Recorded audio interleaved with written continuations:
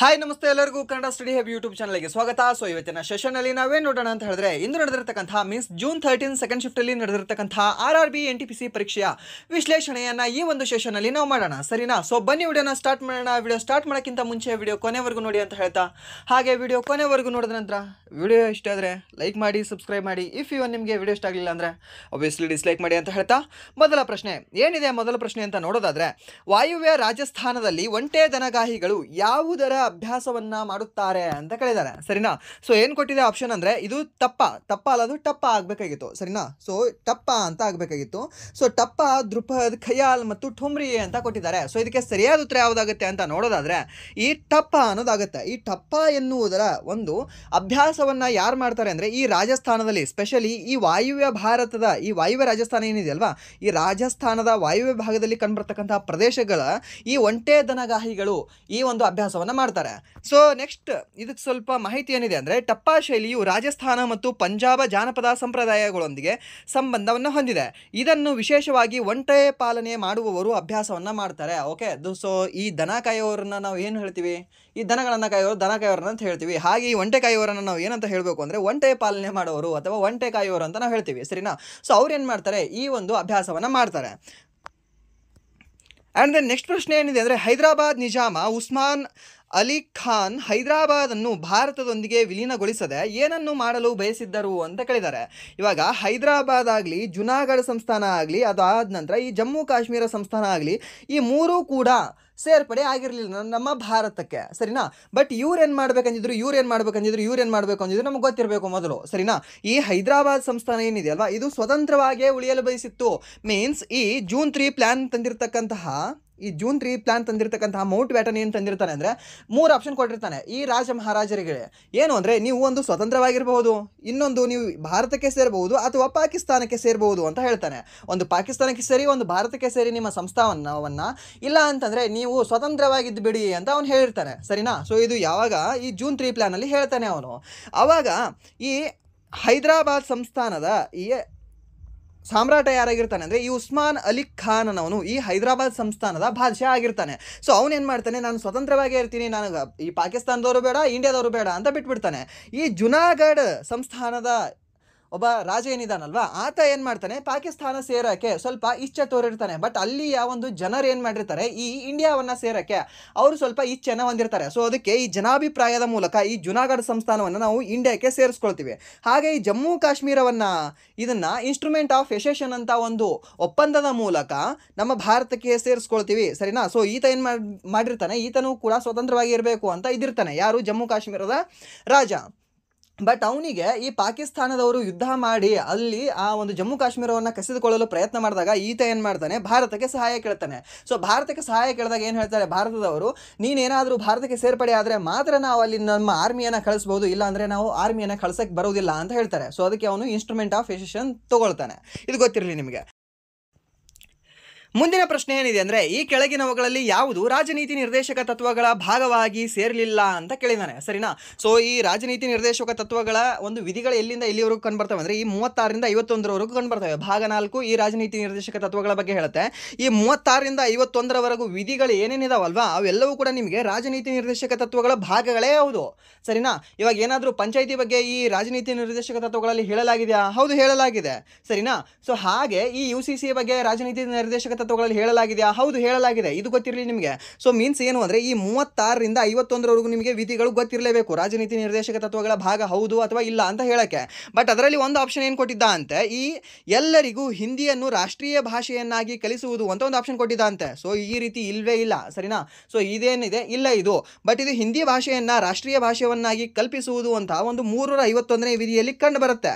But ಬಂದರೂ ಕೂಡ ಈ ಒಂದು ರಾಜನೀತಿ ನಿರ್ದೇಶಕ ತತ್ವಗಳಲ್ಲಿ ಅದು ಕಂಡು ಬರೋದಿಲ್ಲ. ಹಿಂದಿ ಭಾಷೆಯ ಬಗ್ಗೆ ಹೇಳುವುದೇ ಇಲ್ಲ ಈ ರಾಜನೀತಿ ನಿರ್ದೇಶಕ ತತ್ವಗಳು, ಅದು ಗೊತ್ತಿರಲಿ ನಿಮಗೆ. ಸೊ ಇದು ಏನಾಗಿತ್ತು, ಇಲ್ಲಿ ಸರಿಯಾದ ಉತ್ತರ ಆಗಿತ್ತು ಇವತ್ತಿನ ಒಂದು ಸೆಷನಲ್ಲಿ. ಬಟ್ ನೀವೇನು ಅಂದರೆ, ಈ 1ರಿಂದ 90ರವರೆಗೆ ಎಲ್ಲ ವಿಧಿಗಳನ್ನು ನೋಡ್ಕೊಂಡು ಹೋಗಿ. ಸ್ಪೆಷಲಿ ಏನು ಅಂದರೆ, ಈ ಮೂಲಭೂತ ಹಕ್ಕುಗಳ ವಿಧಿಗಳು ಮೀನ್ಸ್ ಈ 12ರಿಂದ 36, 35 ಹಾಗೆ ಈ 36ರಿಂದ 51ರಲ್ಲಿ ಬರ್ತಕ್ಕಂತಹ ಈ ರಾಜನೀತಿ ನಿರ್ದೇಶಕ ತತ್ವಗಳ ವಿಧಿಗಳನ್ನಾದರೂ ನೋಡ್ಕೊಂಡೇ ಹೋಗಿ, ಯಾಕಂದರೆ ಕೇಳ್ತಿದ್ದಾನ್ರಿ. ಸೊ ಅದಕ್ಕೆ. ಆ್ಯಂಡ್ ದೆನ್ ನೆಕ್ಸ್ಟ್ ಪ್ರಶ್ನೆ ಏನಿದೆ ಅಂದರೆ, ಗ್ರೇಟರ್ ಹಿಮಾಲಯವು ಬೇರೆ ಯಾವ ಹೆಸರಿನಿಂದ ಕರೆಯಲ್ಪಡುತ್ತದೆ ಅಂತ ಕೇಳಿದ್ದಾನೆ. ಈ ಗ್ರೇಟರ್ ಹಿಮಾಲಯವನ್ನು ಬೇರೆ ಯಾವ ಹೆಸರಿನಿಂದ ಕರೆಯ ಕರೆಯಲಾಗ್ತದೆ ಅಂದರೆ ಒಂದು ಹಿಮಾದ್ರಿ ಅಂತ ಕರೆಯಲಾಗ್ತದೆ, ಸರಿನಾ. ಹಿಮಾದ್ರಿ ಅಂತ ಕರೆಯಲಾಗ್ತದೆ ಅಥವಾ ಔಟರ್ ಹಿಮಾಲಯ ಅಂತ ಕರೆಯಲಾಗ್ತದೆ. ಮತ್ತು ಗ್ರೇಟರ್ ಹಿಮಾಲಯ ಅಂತ ಕೂಡ ಕರೆಯಲಾಗ್ತದೆ. ಯಾವುದನ್ನು? ಈ ಗ್ರೇಟರ್ ಹಿಮಾಲಯವನ್ನು, ಗ್ರೇಟರ್ ಹಿಮಾಲಯ, ಹಿಮಾದ್ರಿ ಹಿಮಾಲಯ ಮತ್ತು ಔಟರ್ ಹಿಮಾಲಯ ಅಥವಾ ಹೊರ ಹಿಮಾಲಯ ಅಂತ ಕೂಡ ನಾವು ಕರಿತೀವಿ. ನೆನ್ಪಿಟ್ಕೊಳ್ಳಿ ಇದನ್ನು.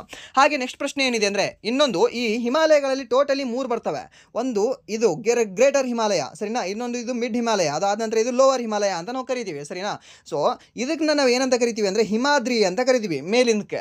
ನಡುವಿನಕ್ಕೆ ಏನಂತ ಕರಿತೀವಿ ಅಂದರೆ ಹಿಮಾಚಲ ಅಂತ ಕರಿತೀವಿ. ಹಾಗೆ ಪಾದ ಬೆಟ್ಟಗಳು ಈ ಹಿಮಾಚಲ ಪ್ರದೇಶದ ಅಥವಾ ಈ ಹಿಮಾದ್ರಿಯ ಇಲ್ಲ ಅಂತಂದರೆ ಈ ಒಂದು ಹಿಮಾಲಯದ ಒಂದು ಪಾದ ಬೆಟ್ಟಗಳನ್ನು ನಾವು ಏನಂತ ಕರಿತೀವಿ ಅಂದರೆ ಶಿವಾಲಿಕ್ ಬೆಟ್ಟಗಳು ಅಂತ ಕರಿತೀವಿ. ಶಿವಾಲಿಕ್ ಬೆಟ್ಟಗಳು ಏನು ಅಂದರೆ ಪಾದ ಬೆಟ್ಟಗಳಾಗಿದ್ದಾವೆ, ಸರಿ. ನೆನಪಿಟ್ಕೊಳ್ಳಿ. ಮೀನ್ಸ್ ಏನು ಅಂದರೆ ಇವಾಗ ಈ ರೀತಿ ಇದಾವಲ್ವಾ, ಈ ರೀತಿ ಬೆಟ್ಟಗಳಿದ್ದಾವೆ. ಈ ಮೇಲ್ಗಡೆ ಭಾಗ ಏನಿದೆ ಅಲ್ವಾ, ಇವುಗಳನ್ನು ಎಲ್ಲವೂ ಕೂಡ ನಾವು ಏನಂತ ಕರಿತೀವಿ ಅಂದರೆ ಅವುಗಳನ್ನು ನಾವು ಹಿಮಾದ್ರಿ ಅಂತ ಕರಿತೀವಿ. ಹಾಗೆ ಇಲ್ಲಿ ಬಂದಿರತಕ್ಕಂತಹ ಈ ಭಾಗದಲ್ಲಿ ಏನಿದಾವಲ್ವಾ, ಸೊ ಇವುಗಳನ್ನೆಲ್ಲವೂ ಕೂಡ ನಾವು ಹಿಮಾಚಲ ಅಂತ ಕರಿತೀವಿ.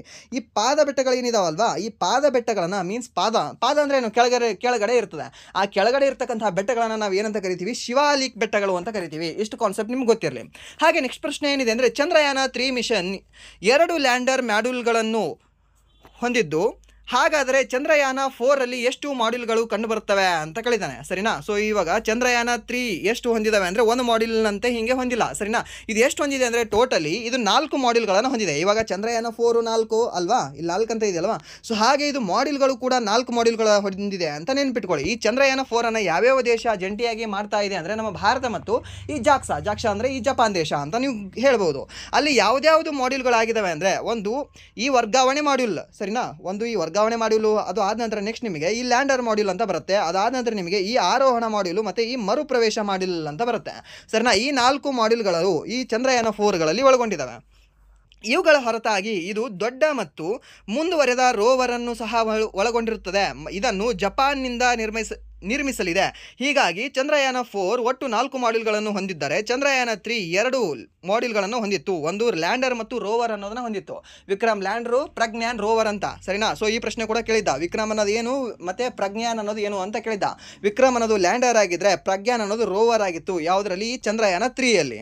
ಹಾಗೆ ನೆಕ್ಸ್ಟ್ ಪ್ರಶ್ನೆ ಏನಿದೆ ಅಂದರೆ, ಮುಂದಿನ ಪ್ರಶ್ನೆ, ಗೂಗಲ್ ವೆಬ್ ಬ್ರೌಸರಲ್ಲಿ ಕಂಟ್ರೋಲ್+ ಟ್ಯಾಬ್ ಅನ್ನು ಯಾವುದಕ್ಕಾಗಿ ಬಳಸಲಾಗುತ್ತದೆ ಅಂತ ಕೇಳಿದ್ದಾನೆ. ಈ ಕಂಟ್ರೋಲ್+ ಟ್ಯಾಬ್ ಎಷ್ಟು ಸರಿ ಕೇಳ್ತಾ ಇದ್ದಾನೆ ನೋಡಿ.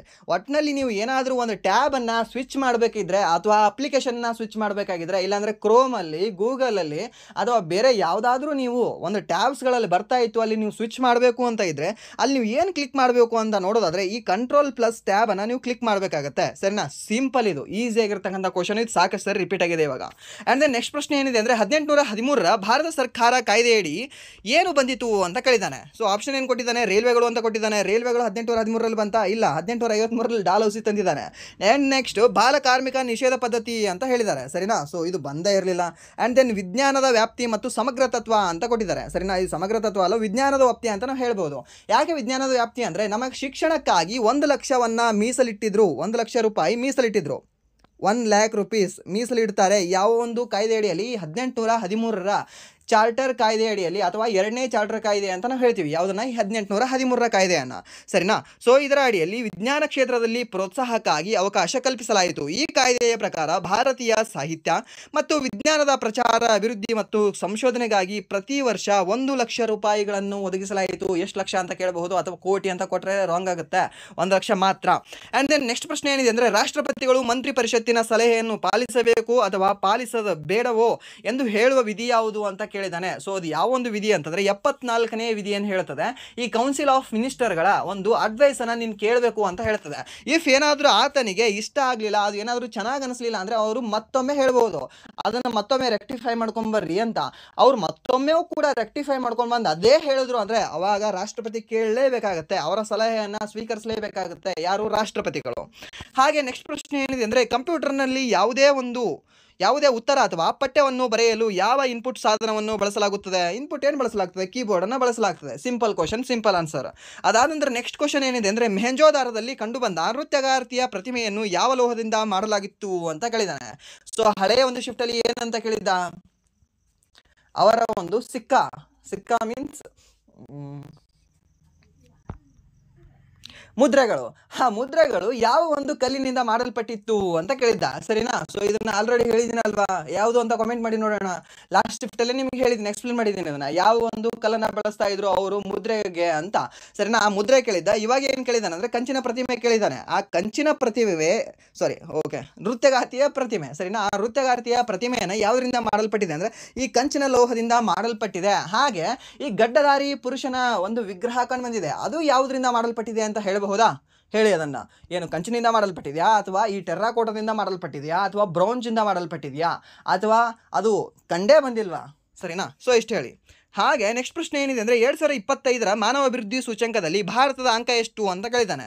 ಸೊ ಭಾರತದ ಒಂದು ಸ್ಥಾನ ಅಂದರೆ 130ನೇ ಸ್ಥಾನದಲ್ಲಿದೆ. ಇದರ ಅಂಕ ಎಷ್ಟು ತೊಗೊಂಡಿದೆ ಅಂದರೆ 0.685 ಅಂಕಗಳನ್ನು ಪಡೆದುಕೊಂಡಿದೆ. ಯಾವುದು? HDAಯಲ್ಲಿ ನಮ್ಮ ಭಾರತ. ಹಾಗೆ ಎಷ್ಟು ಆಯಾಮಗಳನ್ನು ಹೊಂದಿರುತ್ತದೆ ಅಂದರೆ ಟೋಟಲಿ 3 ಆಯಾಮಗಳನ್ನು ಕನ್ಸಿಡರ್ ಮಾಡ್ತಾರೆ. ಮೊದಲ ದೇಶ ಯಾವ್ದು ಬಂದಿದೆ? ಐಸ್ಲ್ಯಾಂಡ್ ಅನ್ನೋದು ಈ ಮೊದಲ ಸ್ಥಾನದಲ್ಲಿ ಬಂದಿದೆ. ಯಾವುದರಲ್ಲಿ? ಈ HDAಯಲ್ಲಿ. ಹಾಗೆ ನೆಕ್ಸ್ಟ್ ಪ್ರಶ್ನೆ ಏನಿದೆ ಅಂದರೆ ಗುಪ್ತ ರಾಜವಂಶದ ನಂತರ ರಾಷ್ಟ್ರಕೂಟರು ಮುಖ್ಯವಾಗಿ ಯಾವ ಪ್ರದೇಶವನ್ನು ಆಳಿದರು ಅಂತ ಕೇಳಿದ್ದಾರೆ. ಗುಪ್ತ ರಾಜವಂಶದ ನಂತರ ಅಲ್ಲ, ಇವರು ಚಾಲುಕ್ಯ ರಾಜವಂಶದ ನಂತರ ಬರ್ತಾರೆ. ಇವರು ಆಕ್ಚುಲಿ ಬದಾಮಿ ಚಾಲುಕ್ಯರ ವಂಶದ ನಂತರ ಬರೋರು ಯಾರು ಅಂದ್ರೆ ಈ ರಾಷ್ಟ್ರಕೂಟರು. ಆ ರಾಷ್ಟ್ರಕೂಟರು ಬಂದು ಏನು ಅಂದ್ರೆ ಈ ದಕ್ಷಿಣ ಭಾರತ ಮೀನ್ಸ್ ನಮ್ಮ ಈ ದಕ್ಕನ್ ಪ್ರಸ್ಥಭೂಮಿಯಲ್ಲಿ ಆಳ್ವಿಕೆ ಮಾಡ್ತಾರೆ. ಎಲ್ಲಿ? ಮಾನ್ಯಖೇಡದಿಂದ ಆಳ್ವಿಕೆಯನ್ನು ಸ್ಟಾರ್ಟ್ ಮಾಡ್ತಾರೆ ಅವರು. ಸೊ ನಿಮಗೆ ಇದು ಸೆಂಟ್ರಲ್ ಗೌರ್ಮೆಂಟ್ ಎಕ್ಸಾಮ್ ಆಗಿರೋದ್ರಿಂದ ಇಲ್ಲಿ ಚಾಲುಕ್ಯರ ಬಗ್ಗೆ ಸಾಕಷ್ಟಲ್ಲಿ ಇನ್ಫಾರ್ಮೇಶನ್ ಇರೋದಿಲ್ಲ. ಇನ್ನೊಂದೇನೆಂದ್ರೆ ಈ ಚಾಲುಕ್ಯರ ಬಗ್ಗೆ ಪ್ರಶ್ನೆನ ಕೇಳೋದಿಲ್ಲ. ಅಲ್ಲಿ ಏನ್ ಮಾಡ್ತಾನೆ, ಈ ಗುಪ್ತ ರಾಜವಂಶ ಆದ ನಂತರನೇ ಈ ಒಂದು ರಾಷ್ಟ್ರಕೂಟ ರಾಜವಂಶ ಬಂದಿದೆ ಅಂತ ಹೇಳ್ಬೋದು ನಿಮಗೆ, ಸರಿನಾ? ಅದು ಗೊತ್ತಿರಲಿ ನಿಮಗೆ. ಬಟ್ ಏನು ಅಂದ್ರೆ ಈ ರಾಷ್ಟ್ರಕೂಟರ ಮೇಲೆ ಜಾಸ್ತಿ ಕೇಳೋ ಪ್ರಶ್ನೆ ಏನು ಅಂದ್ರೆ ಇವರ ಒಂದು ಭಾಷೆ ಯಾವುದು, ಹಾಗೆ ಇವರ ಒಂದು ಸ್ಥಾಪಕ ಯಾರು ಅಂತ ದಂತಿದುರ್ಗನ ಬಗ್ಗೆ ಕೇಳ್ತಾನೆ. ಸೊ ಅಷ್ಟೇ, ಸರಿನಾ? ಸೊ ಅದಾದ ನಂತರ ತ್ರಿಕೂಟ ಯುದ್ಧ ಆಗುತ್ತೆ. ಯಾವುದರ ಸಲುವಾಗಿ ತ್ರಿಕೂಟ ಯುದ್ಧ ಆಗುತ್ತೆ ಅಂದ್ರೆ ಕನೌಜ್ ಸಲುವಾಗಿ ತ್ರಿಕೂಟ ಯುದ್ಧ ಆಗುತ್ತೆ, ಸರಿನಾ? ಸೊ ನಮ್ಮ 3ನೇ ಗೋವಿಂದ ಹೋಗಿ ಉಳ್ಳಾಡ್ಸಿ ಹೊಡೆದು ಬರ್ತಾನೆ. ಯಾರಿಗೆ? ಈ ನಾರ್ತ್ ಇಂಡಿಯನ್ಸ್ಗೆ, ಸರಿನಾ? ಸೊ ಅಲ್ಲಿನ ಪಾಲರಾಜನಿಗೆ, ಅದಾದ ನಂತರ ಈ ಇಂದ್ರಾಯುಧನಿಗೆ, ಎಲ್ಲರಿಗೂ ಕೂಡ ಈ ಆಯುಧ ವಂಶದ ಇಂದ್ರಾಯುಧನಿಗೂ ಕೂಡ ಎಲ್ಲರಿಗೂ ಹೊಡೆದು ಬರ್ತಾನೆ. ಸೊ ಅದು ಗೊತ್ತಿರಲಿ, ಅದನ್ನ ಕೇಳುತ್ತಾನೆ. ಹಾಗೆ ಇನ್ನೊಂದು ಧ್ರುವ, ಆ ಧ್ರುವನೂ ಕೂಡ ಹಾಗೆ ಈ ತಂದೆಯ ಥರನೇ ಈ 3ನೇ ಗೋವಿಂದನ ಥರನೇ ಈ ಧ್ರುವನೂ ಕೂಡ ಹೋಗಿ ಹೊಡೆದು ಬರ್ತಾನೆ. ಎಲ್ಲಿ? ಈ ಒಂದು ಉತ್ತರ ಭಾರತಕ್ಕೆ ಹೋಗಿ. ಯಾವುದರ ಸಲುವಾಗಿ? ಇದೇ ಒಂದು ಕನೌಜನ್ನ. ಇನ್ನೊಂದು ಗೊತ್ತಿರಲಿ, ಇವರು ಗೆಲ್ತಾರೆ ಕನೌಜನ್ನ, ಬಟ್ ಗೆದ್ದು ಅಲ್ಲಿ ಆಳ್ವಿಕೆ ಮಾಡೋದಿಲ್ಲ, ಸರಿನಾ? ಸೊ ಆಳ್ವಿಕೆ ಮಾಡೋದಿಲ್ಲ, ಮತ್ತೆ ರಿಟರ್ನ್ ಅಲ್ಲಿ ಗೆದ್ದು ಆರಾಮ್ ಅಲ್ಲೇ ಒಂದು ಕಪ್ಪ ಕಾಣಿಕೆ ಅದು ಇದು ಕೊಟ್ಟು ಮತ್ತೆ ಅಲ್ಲಿ ಒಂದು ಶಾಸನ ಬರೆಸಿ ಆರಾಮ್ ನೀವ ಅಂತ ಬರ್ತಾರೆ. ಯಾರು? ನಮ್ಮ ರಾಷ್ಟ್ರಕೂಟ ದೊರೆಗಳು. ಹಾಗೆ ನೆಕ್ಸ್ಟ್ ಪ್ರಶ್ನೆ ಏನಿದೆ ಅಂದರೆ 2011ರ ಜನಗಣತಿಯ ಪ್ರಕಾರ ದ್ವೀಪದ ಯಾವ ಜಿಲ್ಲೆ ಅತಿ ಕಡಿಮೆ ಜನಸಂಖ್ಯೆಯನ್ನು ಹೊಂದಿದೆ ಅಂತ ಕೇಳಿದ್ದಾನೆ. ಸೊ ಯಾವ ಒಂದು ಜಿಲ್ಲೆ ಅತಿ ಕಡಿಮೆ ಜನಸಂಖ್ಯೆಯನ್ನು ಹೊಂದಿದೆ ಅಂದರೆ ಈ ವಿಟ್ರಾ ಅನ್ನುವ ಒಂದು ಜಿಲ್ಲೆ ಅತಿ ಕಡಿಮೆ ಜನಸಂಖ್ಯೆ ಹೊಂದಿದೆ. ಎಷ್ಟಂದರೆ ಬರೀ 271 ಜನ ಇದ್ದಾರೆ. ನಮ್ಮ ಜಿಲ್ಲೆದಲ್ಲಿ ಎಲ್ಲವೂ ಕೂಡ ಸುಮ್ಮನೆ ಇಲ್ಲೇ ಒಂದು ಜಿಲ್ಲೆ ಅಲ್ಲ, ಇದು ನಮ್ಮ ಒಂದು ಹಳ್ಳಿಯಲ್ಲೇ ಬರೀ ಬಸ್ ಸ್ಟ್ಯಾಂಡಲ್ಲೇ ನಿಂತಿರ್ತಾರೆ 271 ಜನ, ಸರಿನಾ?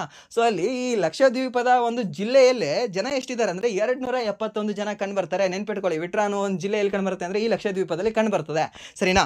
ಹಾಗೆ ಅಲ್ಲಿ ಟೋಟಲಿ ಜನಸಂಖ್ಯೆ ಎಷ್ಟಿದೆ ಅಂದರೆ 64,000 ಇದೆ. ಅದು ಪ್ರದೇಶವಾರು ಎಷ್ಟಿದೆ ಅಂದರೆ 32 ಚದರ ಕಿಲೋಮೀಟರ್ ಇದೆ. ಯಾವುದು? ಈ ಲಕ್ಷದ್ವೀಪ. ಎಷ್ಟು ವ್ಯಾಪ್ತಿ ಇದೆ ಅಂತ ಕೇಳ್ಬೋದು? 32 ಚದರ ಕಿಲೋಮೀಟರ್ ಕಂಡು ಬರುತ್ತೆ, ಸರಿನಾ? ಗೊತ್ತಿರಲಿ ನಿಮಗೆ. ಹಾಗೆ ನೆಕ್ಸ್ಟ್ ಈ 32 64 ಅಂತ ನೆನ್ಪಿಟ್ಕೋಬಹುದು, ಸರಿನಾ? 1 ಚದರ ಕಿಲೋಮೀಟರ್ಗೆ ಇಬ್ಬರು ಇದ್ದಾರೆ ಅಂತ ನೀವು ನೆನ್ಪಿಟ್ಕೊಂಡ್ರು ಸಾಕು. ಆ್ಯಂಡ್ ದೆನ್ ನೆಕ್ಸ್ಟ್ ಪ್ರಶ್ನೆ ಏನಿದೆ ಅಂದರೆ ಯಾವ ರಾಜ್ಯದಲ್ಲಿ ಜೂಮ್ ಕೃಷಿ ಮಾಡಲಾಗುತ್ತದೆ ಅಂತ ಕೇಳಿದ್ದಾನೆ. ಜೂಮ್ ಕೃಷಿ ಸ್ಪೆಷಲಿ ಮಾಡಲಾಗುವುದು ಎಲ್ಲಿ ಅಂದರೆ ಈಶಾನ್ಯ ರಾಜ್ಯಗಳಲ್ಲಿ ಸ್ಪೆಷಲಿ ಕೇಳಿದ್ರೆ ಅಸ್ಸಾಂ ಅಂತ ಹೇಳಬೇಕು. ಯಾವುದು? ಈ ಜೂಮ್ ಕೃಷಿ, ಸರಿನಾ? ಈ ಜೂಮ್ ಕೃಷಿ ಅಂದರೆ ಏನು? ಸ್ಥಳಾಂತರ ಬೇಸಾಯ ಅಂತ ನಾವು ಕರಿತೀವಿ. ಸ್ಲ್ಯಾಶ್ ಆ್ಯಂಡ್ ಬರ್ನ್ ಅಗ್ರಿಕಲ್ಚರ್ ಅಂತ ಕೂಡ ನಾವು ಕರಿಬಹುದು ಇದನ್ನು. ಯಾವುದನ್ನು? ಈ ಒಂದು ಸ್ಥಳಾಂತರ ಬೇಸಾಯವನ್ನು. ಸೊ ಸ್ಪೆಷಲಿ ಆ ರೀತಿ ಒಂದು ಸ್ಥಳಾಂತರ ಬೇಸಾಯ ಆಗಿರ್ತಕ್ಕಂಥ ಈ ಜೂಮನ್ನು ಅಸ್ಸಾಮಲ್ಲಿ ಮಾಡ್ತಾರೆ.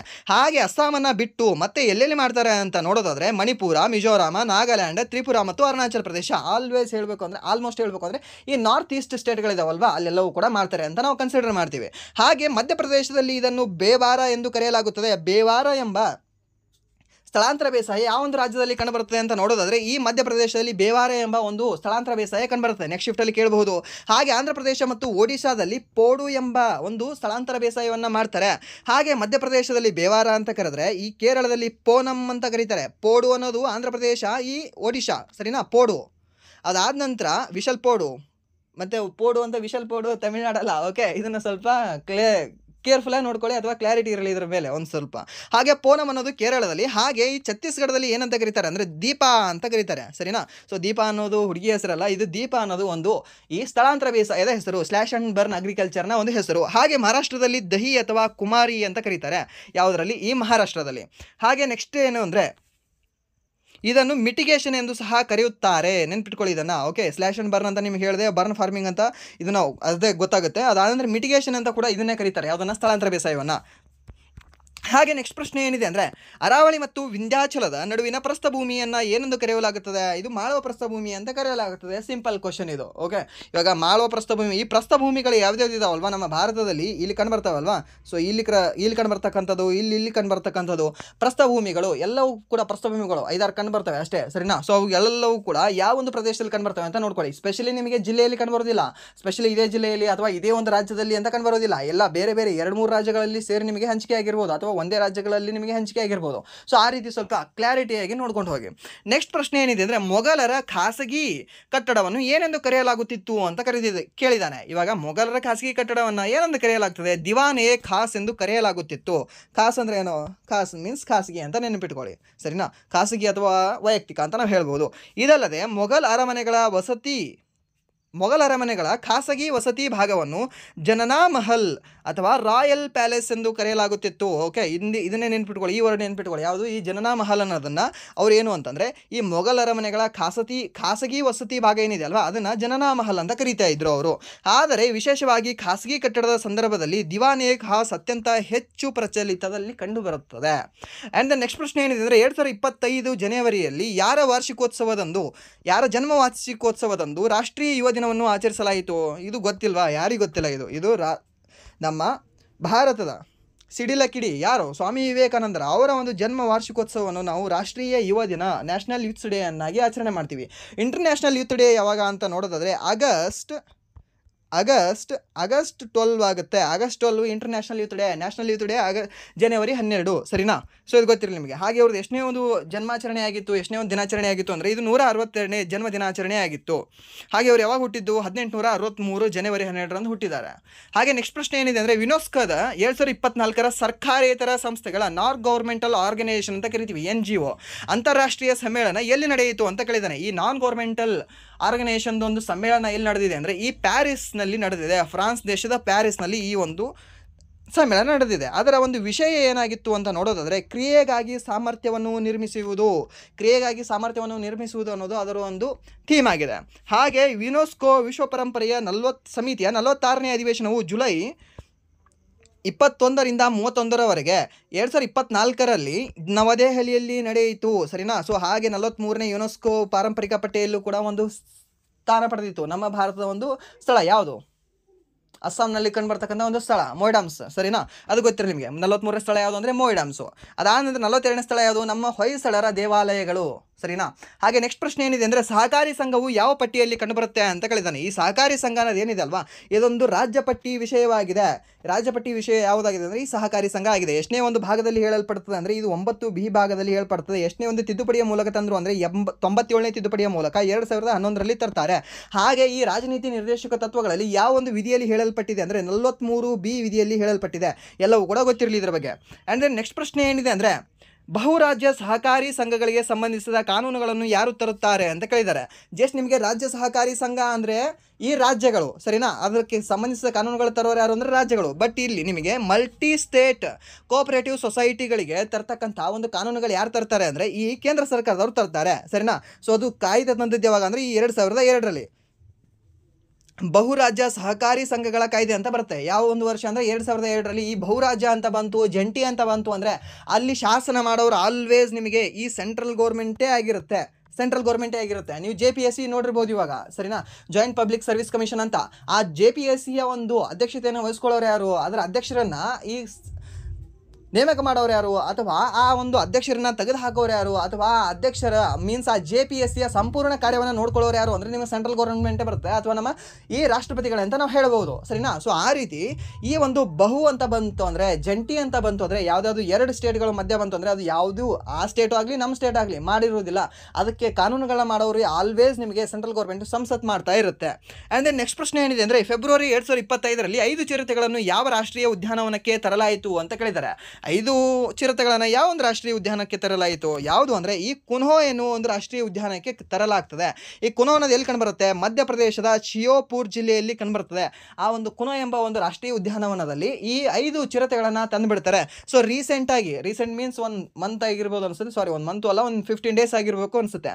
8 ಚಿರತೆಗಳನ್ನು ಯಾವ ಒಂದು ದೇಶದಿಂದ ತರ್ತಾರೆ ಇವಾಗ ಈ ಒಂದು ನೆಕ್ಸ್ಟ್ ತಿಂಗಳು ಅಂತ ನೋಡೋದಾದ್ರೆ, ಈ ಬೋಟ್ಸ್ವಾನಾ ದೇಶದಿಂದ 8 ಚಿರತೆಗಳನ್ನು ತರೋರಿದ್ದಾರೆ. ನೆನ್ಪಿಟ್ಕೊಳ್ಳಿ, ಎಷ್ಟು ಚಿರತೆಗಳು ಅಂತ ನಿಮಗೆ ಕೇಳಬಹುದು, ನಿಮಗೆ ಯಾಕಂದರೆ ಸ್ಪೆಸಿಫಿಕ್ ನಂಬರ್ಗಳನ್ನು ಕೇಳ್ತಾನೆ. ಹಾಗೆ ರೀಸೆಂಟಾಗಿ ಅತಿ ಹೆಚ್ಚು ಚಿರತೆಗಳು ಯಾವ ಒಂದು ರಾಜ್ಯದಲ್ಲಿ ಕಂಡು ಬಂದಿದ್ದಾವೆ ಅಂತ ನೋಡೋದಾದ್ರೆ, ನಮ್ಮ ಬೆಂಗಳೂರಲ್ಲಿ ಕಂಡು ಬಂದಿದ್ದಾವೆ. 80ರಿಂದ 85 ಚಿರತೆಗಳು ಈ ಬನ್ನೇರುಘಟ್ಟದಲ್ಲಿದ್ದಾವೆ ಅಂತ ಸುದ್ದಿ ಆಗಿದೆ. ನೆನ್ಪಿಟ್ಕೊಳ್ಳಿದ್ದಾನೆ, ಸರಿನಾ. ಸೊ ಬನ್ನೇರುಘಟ್ಟದಲ್ಲಿ 80ರಿಂದ 85 ಚಿರತೆಗಳಿದ್ದಾವೆ ಅಂತ. ಹಾಗೆ ನಮ್ಮ ಭಾರತದ ಚಿರತೆ ರಾಜಧಾನಿ ಮುಂಬೈಯಿಂದ ನಮ್ಮ ಬೆಂಗಳೂರಿಗೆ ವರ್ಗಾವಣೆಯಾಗಿದೆ ಅಂತ ಕೂಡ ನ್ಯೂಸಲ್ಲಿ ಬಂದಿತ್ತು, ಸರಿನಾ. ಮೀನ್ಸ್ ಪೇಪರಲ್ಲಿ ಬಂದಿತ್ತು.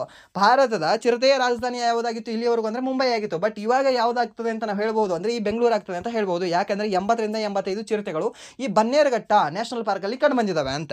ಹಾಗೆ ನೆಕ್ಸ್ಟ್ ಪ್ರಶ್ನೆ ಏನಿದೆ ಅಂದರೆ, ಈ ಕಂಪ್ಯೂಟರ್ ಸಾಧನಗಳಲ್ಲಿ ಯಾವುದು ಇನ್ಪುಟ್ ಮತ್ತು ಔಟ್ಪುಟ್ ಎರಡೂ ಆಗಿದೆ ಅಂತ ಕೇಳಿದ್ದಾನೆ. ಇನ್ಪುಟ್ ಮತ್ತು ಔಟ್ಪುಟ್ ಎರಡೂ ಯಾವುದಾಗಿರುತ್ತೆ, ಸ್ಕ್ರೀನ್ ಆಗಿರುತ್ತೆ ಅಷ್ಟೇ. ಇವಾಗ ಸ್ಕ್ರೀನ್ ಇದೆ ಅಲ್ವಾ, ಇವಾಗ ನಿಮ್ಮ ಮೊಬೈಲ್ ನೋಡ್ತಾ ಇದ್ದೀರಾ, ನಿಮಗೆ ಮೊಬೈಲಲ್ಲಿ ಕಾಣಿಸ್ತಾನೂ ಇದೆ. ಇವಾಗ ಏನಾದರೂ ಅದರಲ್ಲಿ ನೀವು ಟಚ್ ಮಾಡಬೇಕಂದ್ರೆ ಏನು ಮಾಡ್ತೀರಾ, ಏನಾದರೂ ನಿಮಗೆ ಬೇಕಾಗಿತ್ತು ಅಂದರೆ ಏನು ಮಾಡ್ತೀರಾ, ಟಚ್ ಮಾಡ್ತಿರ್ತಾನೆ, ಮೀನ್ಸ್ ಅದರ ಮೇಲೆ ಟಚ್ ಮಾಡ್ತಿರಲ್ವಾ.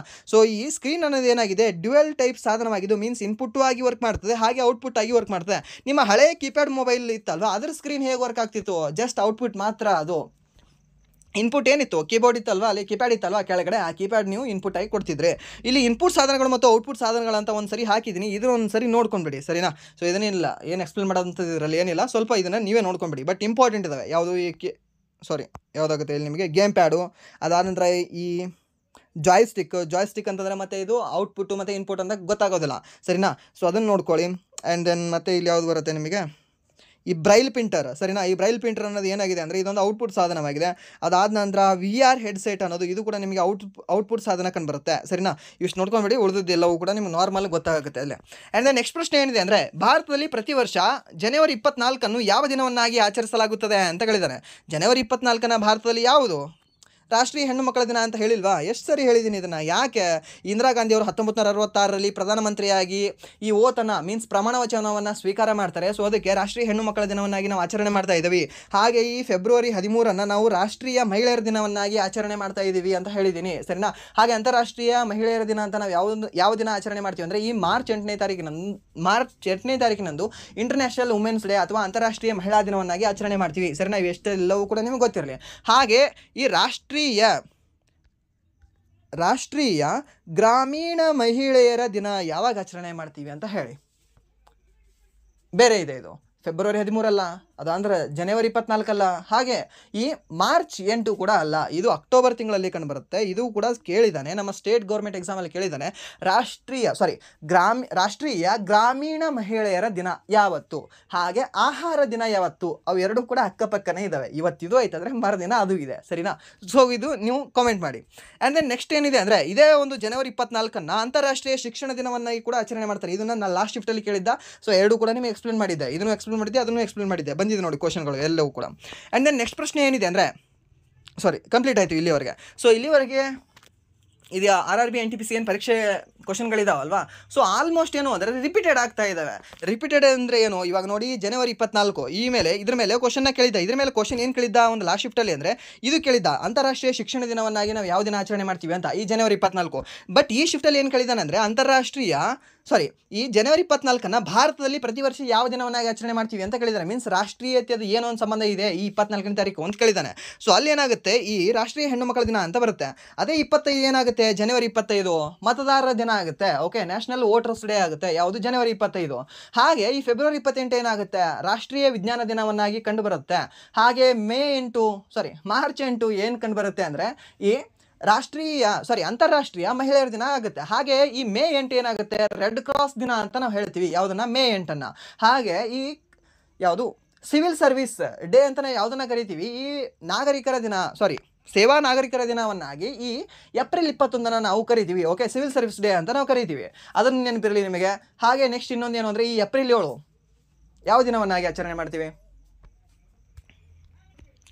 ರಾಷ್ಟ್ರೀಯ ಆರೋಗ್ಯ ದಿನವನ್ನಾಗಿ ಆಚರಣೆ ಮಾಡ್ತೀವಿ. ಅಂತಾರಾಷ್ಟ್ರೀಯ ಆರೋಗ್ಯ ದಿನವನ್ನಾಗಿ ಆಚರಣೆ ಮಾಡ್ತೀವಿ. ಅದು ಗೊತ್ತಿರಲಿ ನಿಮಗೆ, ಸರಿನಾ? ಸೊ ಎಲ್ಲವೂ ಕೂಡ ಸ್ವಲ್ಪ ಇಂಪಾರ್ಟೆಂಟ್ ಆಗುತ್ತೆ. ಡೇಗಳ ಬಗ್ಗೆ ನೋಡ್ಕೊಂಡು ಹೋಗಿ, ಯಾಕೆಂದರೆ ಈ ಡೇಗಳ ಮೇಲೆ ಕೇಳ್ತಾ ಇದ್ದಾನೆ ನಿಮಗೆ, ಡೇಗಳ ಮೇಲೆ ಪ್ರಶ್ನೆ ಕೇಳ್ತಾ ಇದ್ದಾನೆ.